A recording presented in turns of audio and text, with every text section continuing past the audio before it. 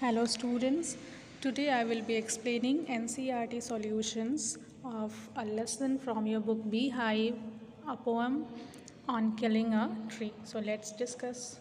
So the first question is, can a simple jab of the knife means एक simple blow, एक simple hit. तो क्या एक simple hit एक tree को kill कर सकता है? So the answer is no, a simple jab of a knife cannot kill it. So as we have read the poem, the poet says that एक simple jab, एक simple hit एक tree को cut तो कर सकता है but it cannot kill it, उसको kill नहीं कर सकता है. And why it is so?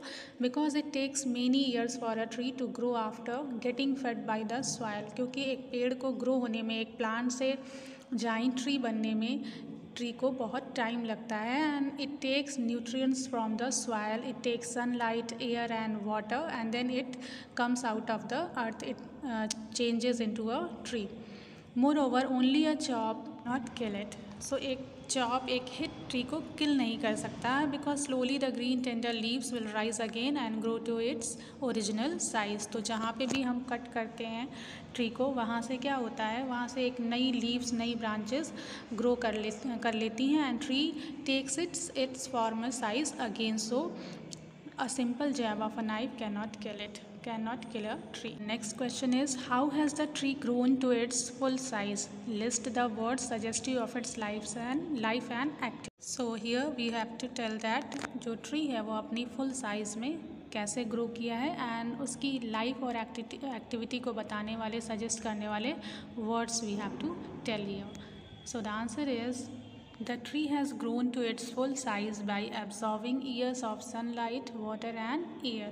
Tree अपने फुल साइज़ में कैसे आया है? By absorbing years of sunlight. कई सालों तक उसने सनलाइट एब्जॉर्व किया है, वाटर एंड एयर को एब्जॉर्व किया है.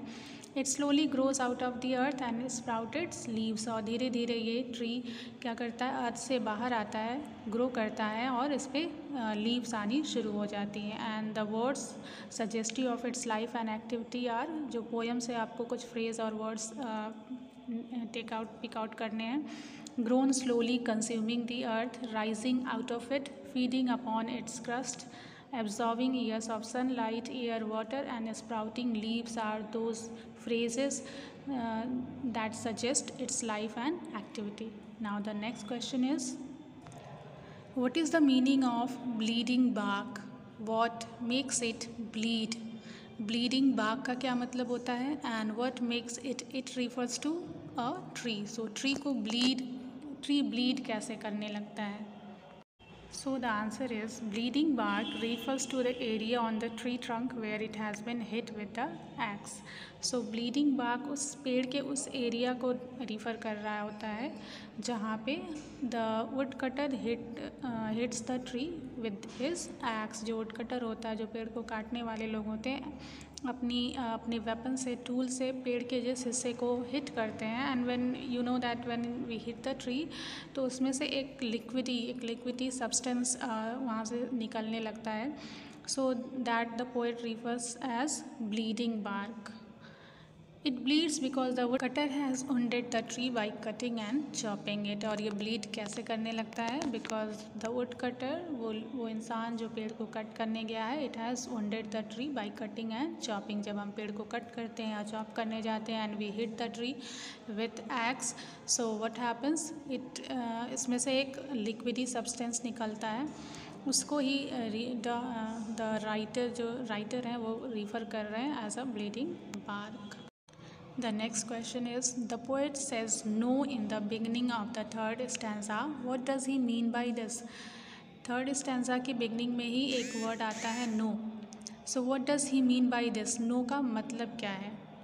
So the answer is, in the beginning of the third stanza, the poet has said no to lay emphasis on the fact that mere chopping of the tree will not kill it. No poet इसलिए कहता है, वो इस point को, इस fact को emphasis कर रहा होता है कि only chopping, mere chopping means only chopping of the tree को चॉप करना या ट्री को सिर्फ एक हिट करना is not going to kill it. सिर्फ chopping, only chopping is not going to kill the tree. The tree would grow again and retain its original size. And if we merely chop the tree, hit the tree, so what will happen? Tree will grow again and it will take its original size. It will take its former size. वो अपनी size में वापस आ जाएगा. The next question is what is the meaning of anchoring earth and earth cave? इन दोनों phrases का मतलब क्या है? So let's see the answer. Anchoring earth, पहले हम anchoring earth का मतलब जानते हैं. It refers to the roots of the tree that lie inside the earth and play the role of an anchor for the tree to grow and hold it strongly to the earth. Anchoring earth किसको refer कर रहा है? It is referring to the roots of the tree. Tree के roots को, जो कि अर्थ के अंदर होती है, ज़मीन के अंदर होती है. And it plays the role of an anchor. और ये रूट्स जो हैं वो क्या करती हैं? ट्री के लिए एक एंकर का रोल प्ले करती हैं. और कैसे? क्योंकि ट्री जो होता है वो रूट्स की सहायता से, हेल्प से ग्रो करता है. और रूट्स को जो है वो अर्थ अपने अंदर स्ट्रांगली, बहुत ही मजबूती से अपने अंदर होल्ड करके रखती है. So and they ensure the security of the tree as they nourish it with water and nutrients. और वो जो रूट्स होती हैं वो पेड़ की सिक्योरिटी को इंश्योर करती हैं, क्योंकि वहाँ से उनको नरिशमेंट मिलता है और वाटर एंड न्यूट्रिएंट्स भी मिलते हैं. Now what is the meaning of earth cave? Earth cave refers to the ground on which the foundation of the tree is laid. Earth cave ground को रिफ़र करता है जहाँ पे पेड़ की फाउंडेशन होती है. As it holds the roots and keeps the tree upright and protects it from adversities such as heavy rainfall और storm. So earth cave ground को रिफ़र कर रहा है जो कि रूट्स को अच्छे से पकड़ के रखती हैं, ट्री को सही, सीधे और खड़े रहने में हेल्प करती हैं और उनको सारी एडवर्सिटीज से, सारी प्रॉब्लम से लाइक रेनफॉल और स्टॉर्म से प्रोटेक्ट करती हैं.